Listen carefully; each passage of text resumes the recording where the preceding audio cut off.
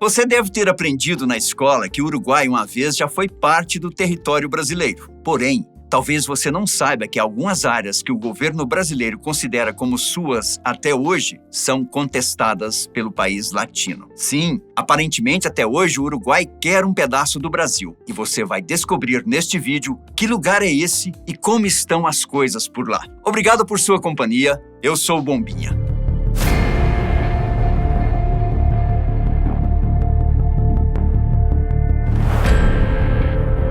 Antes de tudo, é preciso entendermos um pouco a história do Uruguai. Antes dos espanhóis, os habitantes do território eram principalmente os indígenas charrúa, mas também havia os chanés e os guaranis. Já a primeira colônia espanhola foi em 1624 em Soriano. Entretanto, na época de colônia, o território uruguaio era extremamente disputado pelos portugueses e espanhóis. Na primeira metade do século XVIII, surgiu a cidade de Montevidéu, fundada pelos espanhóis. No entanto, surgiu um efervescente sentimento nacionalista no século seguinte, que levou o militar José Gervásio Artigas a liderar uma revolução que conquistou a cidade de Montevidéu. Assim, o território adquiriu certa independência. Só que a região continuava a ser de grande interesse para os portugueses e, é claro, para os brasileiros. Então, a terra passou a ser vista como objetivo enquanto o rei Dom João VI estava no Brasil. As tropas brasileiras marcharam para o território em 1816 e 5 anos depois anexaram o território ao Reino do Brasil,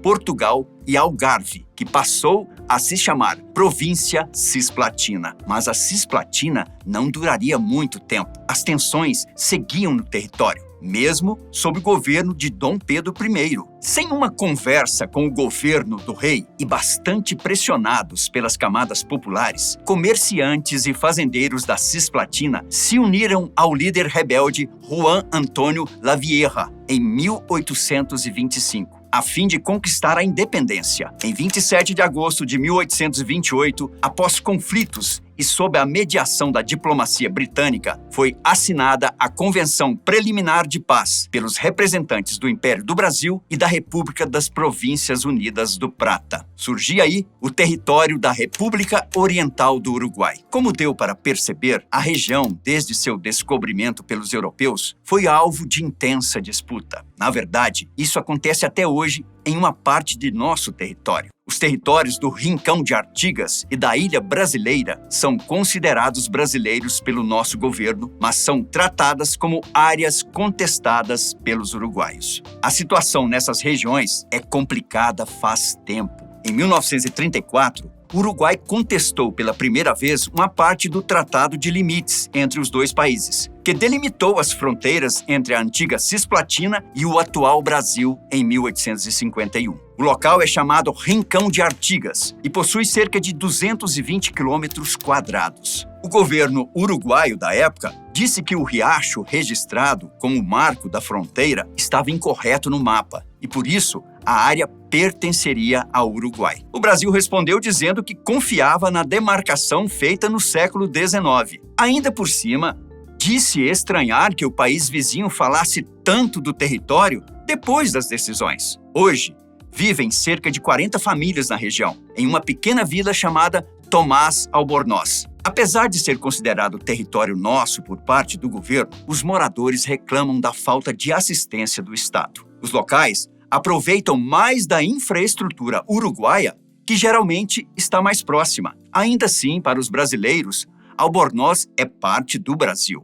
Segundo essa visão, a comunidade pertence ao município de Santana do Livramento, que fica a 74 quilômetros de viagem do lugar. Para os uruguaios, como a vila pertence ao chamado Rincão de Artigas, é uma região contestada pelo Uruguai. Nos mapas de Masogir, cidade uruguaia mais próxima, o território aparece como contestado. No Google Maps, aparece uma linha pontilhada que indica uma zona de disputa internacional. Alguns fatos tornam a história mais singular. A área, aparentemente pequena para um país tão grande quanto o Brasil, na verdade tem extensão em metros quadrados maior que a da capital uruguaia, Montevidéu. Em 1934, quando a comissão binacional que delineou a fronteira passou pelo local, teria seguido seguido o braço errado de um curso d'água, segundo os uruguaios. Essa alteração acabou por dar 22 mil hectares a mais para os brasileiros. Desde aquele ano, o país reclama a área que é administrada pela prefeitura do município de Livramento. Foi a partir de 1974 que os mapas dos uruguaios passaram a indicar o local como limite contestado. Como dito antes, apesar dos pedidos, o Brasil considera o território parte legal de sua nação. Com isso, o governo desconsidera qualquer disputa e até mesmo não aceita realizar conversas a respeito disso. No centro de tudo isso, a Vila Albornoz nasceu do desejo da família, que leva o mesmo nome, de manter os trabalhadores na fazenda em território brasileiro próximo à sede do terreno. As terras foram doadas para os peões e suas famílias. A medida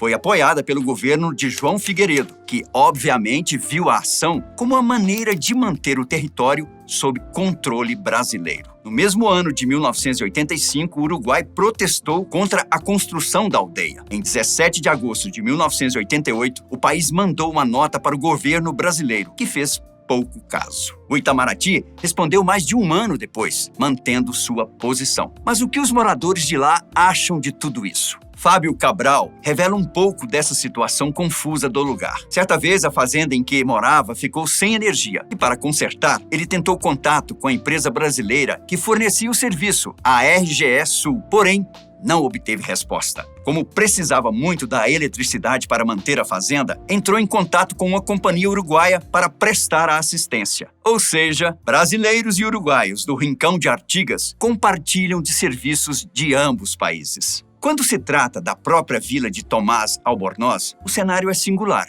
São duas ruelas e muitas casas com janelas e portas fechadas até às 10 da manhã. Quase não há crimes ali. E quando acontece, limita-se ao abigeato, que é o furto de animais do campo. Nesses casos, a única coisa a se fazer é recorrer à comissaria de polícia da cidade uruguaia de Mazogier. Isso porque a Brigada Militar Brasileira do local costuma aparecer só uma vez a cada 15 dias. Para sermos sinceros, praticamente não há Estado ali. Um dos poucos braços do governo do Brasil é uma escola municipal, às vezes fechada por vários meses. A escola conta com poucos professores, para não dizer apenas um. Além disso, vários alunos de idades e séries diferentes precisam dividir a mesma sala ali. Luana Silva, professora na instituição, fala português, mas também entende o portunhol comum dos alunos. Ela diz que gostaria que a área fosse entregue ao Uruguai, já que o país dá mais atenção do que o Brasil. Outros argumentos que contribuem para isso é a compra de produtos mais baratos do lado uruguaio, além da busca de atendimento médico do outro país. A verdade é que, para a maioria ali,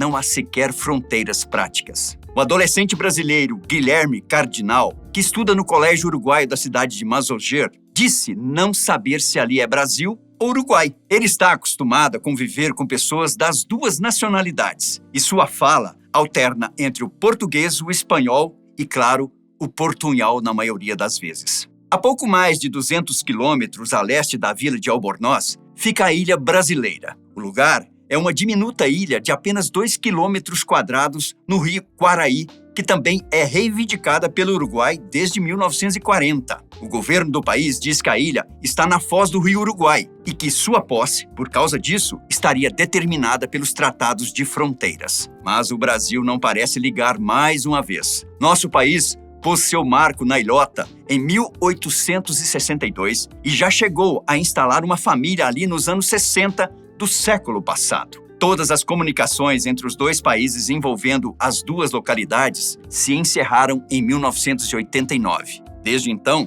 silêncio dos dois lados. O Itamaraty afirmou que o tema não faz parte da agenda bilateral do Brasil com o Uruguai. O Ministério de Relações Exteriores uruguaio, por sua vez, não se pronunciou a respeito disso. Pelo visto, os territórios devem continuar do jeito que estão, sendo uma mistura homogênea, confusa, não oficial dos dois países. Você sabia dessa situação? Na sua opinião, o Brasil deveria ceder o lugar para o Uruguai ou deveria continuar mantendo o domínio? Sem dúvidas, é uma questão geográfica interessante.